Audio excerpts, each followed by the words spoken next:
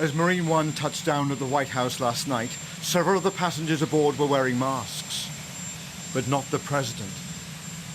As he walked across the South Lawn, he looked weary, but not ill.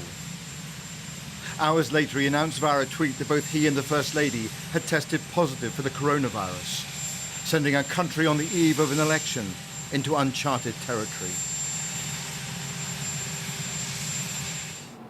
The president's chief of staff has tried to steady nerves about the condition of the president and Melania.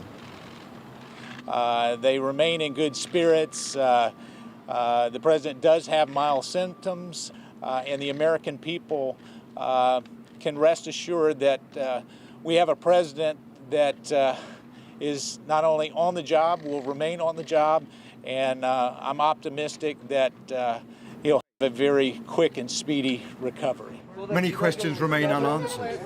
Will you regularly schedule an update? Not least what happens if the president's condition deteriorates as Election Day approaches. It appears that he caught the virus from one of his closest advisors, Hope Hicks, seen here in the long coat on Tuesday. She's been travelling extensively with the president this week, and yesterday it was confirmed that she had tested positive. From the White House, while waiting for the test results, the president spoke to Fox News, saying he was especially vulnerable because of the outpouring of affection towards him. You have to treat our people great. You can't just say, stay away, stay away. They come up to you. There's such love with what we've done for them, and there's such love, and you have to treat our people great. So we'll have to see. I mean, I'll get my test back either tonight or tomorrow morning, but I spent a lot of time with Hope, and so does the First Lady.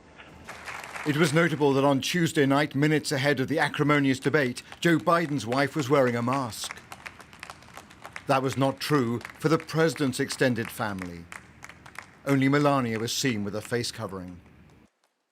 And I have a mask right here. I put a mask on, when I think I need it.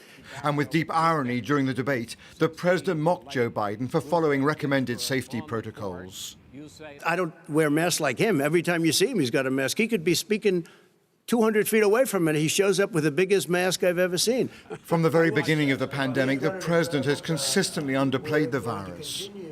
It's going to disappear. One day, it's like a miracle. It will disappear. And this is their new hoax. Disinfectant, where it knocks it out in a minute. And he's made outlandish suggestions about how best to treat it.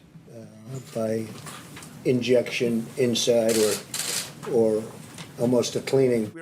Even yesterday, already infected with the virus, even if he didn't know it, he was telling Americans that Covid-19 was receding as a threat. I just want to say that the end of the pandemic is in sight, and next year will be one of the greatest years in the history of our country. Everybody wore masks and social distance between now and January. We'd probably save up to 100,000 lives. Joe Biden spent 90 minutes on that debate stage with the president, raising fears for his health.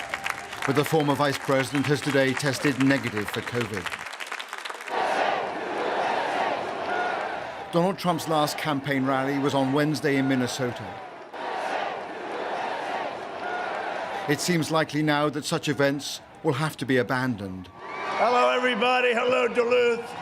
A tumultuous and fraught election campaign will now be conducted largely online. And that assumes Donald Trump quickly recovers. If he doesn't, then Americans may go to the polls with an incapacitated president.